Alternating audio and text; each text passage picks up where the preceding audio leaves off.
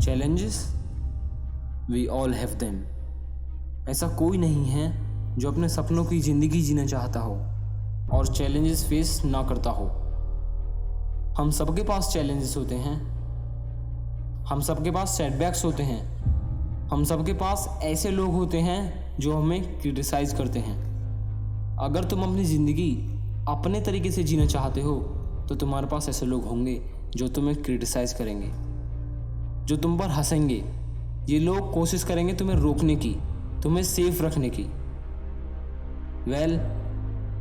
ज़िंदगी में 3 तरीके के लोग होते हैं। ये सब अपनी ज़िंदगी अपने टर्म्स पर जीना चाहते हैं। ये सब चैलेंजेस फेस करते हैं, स्मॉल एंड ह्यूज, जब तक ज़िंदगी इन्हें हार मानने के लिए मजबूर नहीं कर देती।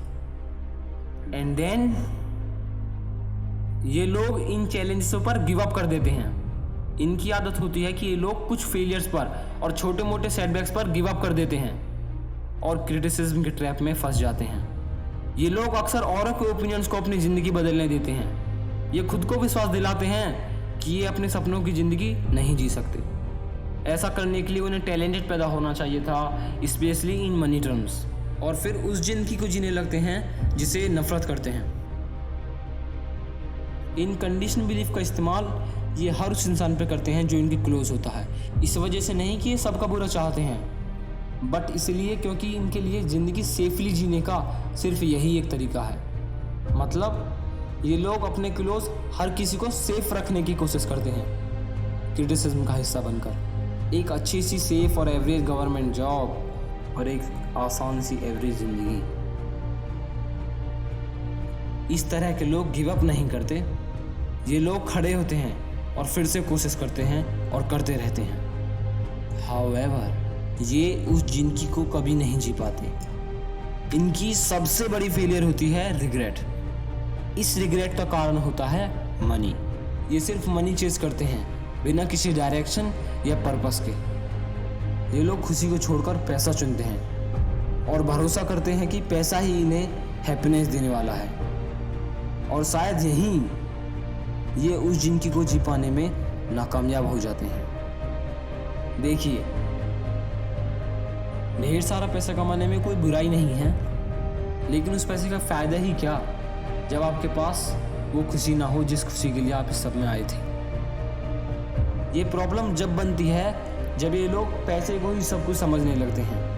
आखिर में इनके पास वो सब कुछ होता है जो पैसा खरीद सकता है, but they lack long-term happiness, and I believe success is not success without fulfillment.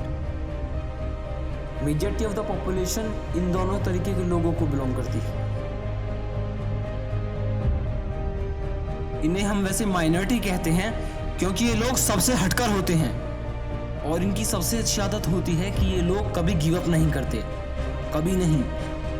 ये लोग कोशिश करते रहते हैं, और जब तक कोशिश करते हैं, जब तक इनके पास अपनी टर्म्स की ज़िंदगी नहीं होती, जब तक ये लोग अपनी ज़िंदगी से पूरी तरह से फुलफिल नहीं होते।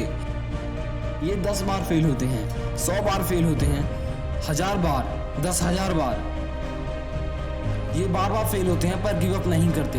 They do not give up. अब चाहे कितने ही चैलेंजेस, कितने ही फेलियर्स हो, और ये लोग पूरी तरह से सक्सेसफुल होते हैं। No disappointment, no regret, fulfilment, yes. तो फिर ये लोग ऐसा क्या करते हैं? मतलब इतने failures, setbacks, challenges, but still they stay fulfilled. कैसे? पर्पस। ये लोग अपने पर्पस को चेज करते हैं। इनकी वजह क्यों? जैसे कि अंग्रेजी में एक कहावत है, there is nothing more powerful than a human being with purpose. एक और कहावत है, अ मैन और woman with purpose can move the mountain। तो अब सवाल ये है कि तुम कौन सी कैटेगरी का हिस्सा बनना चाहते हो, मेजॉरिटी और minority? Well, it doesn't matter, everybody wants to be fulfilled.